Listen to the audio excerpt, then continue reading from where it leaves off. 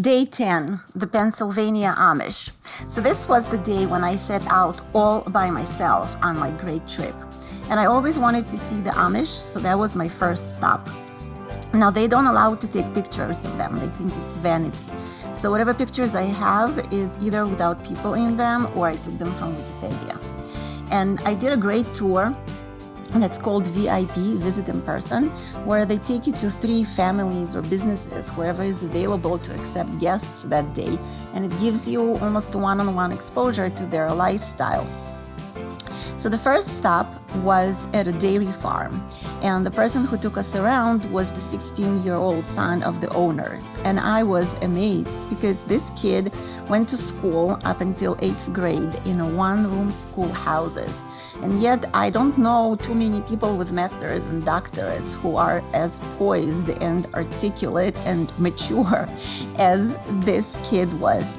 Another thing that was amazing, their cow barn was pristinely clean and everything was automated. And I spent a great deal of my life in a Russian village that also had a dairy farm, and these supposedly backwards Amish are like light years ahead in everything. I asked him when did they stop milking cows by hand, and he looked at me like I was crazy, and he said, I don't know, maybe my great-grandfather. And the second stop was at a little business that makes decorative birdhouses and mailboxes. And the guy who showed us around, I mean, you could see that something was off, but I've seen it a lot in people who recovered after strokes or had a traumatic brain injury, and I just figured that was the case. And when we got back on the bus, the tour guide said that there is something genetic in the family, and he has a developmental disability, and so do his parents and most of his siblings. But they're adamant about being independent and productive members of the community, so they live independently and they work. And again, I know too many supposedly normative people who are not nearly as personable and intelligent and definitely not nearly as hardworking as this guy.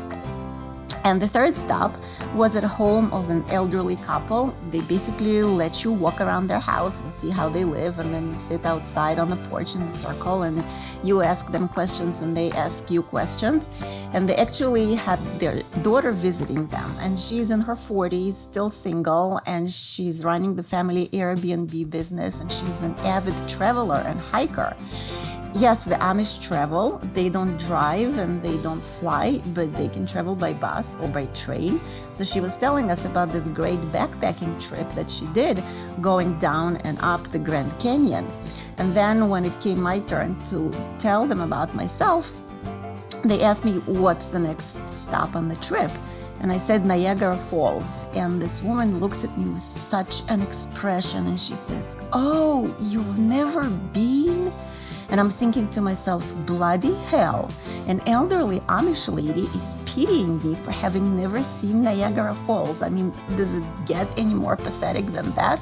So that gave me a tremendous boost, and I said to myself, I definitely have to complete whatever I set out to do, because otherwise it's just going to be the most pathetic thing in the world.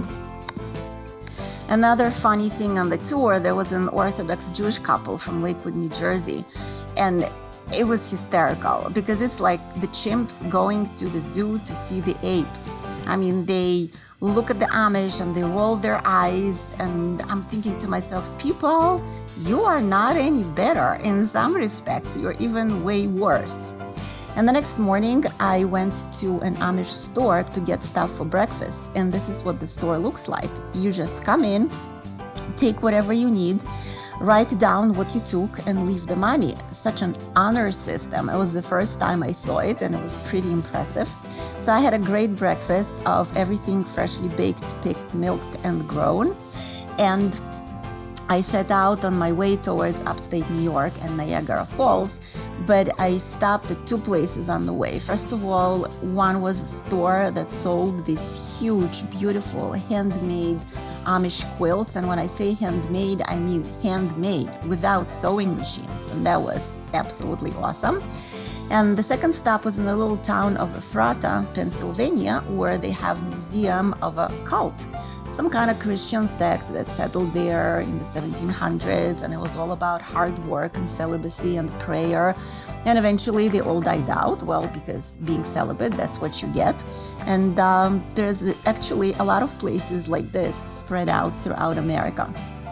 And then on my way up towards upstate New York and Niagara Falls, and it took me about a week to find my car legs and my travel legs and to figure out how am I planning things and how am I taking pictures and everything, but eventually I got a hang of it.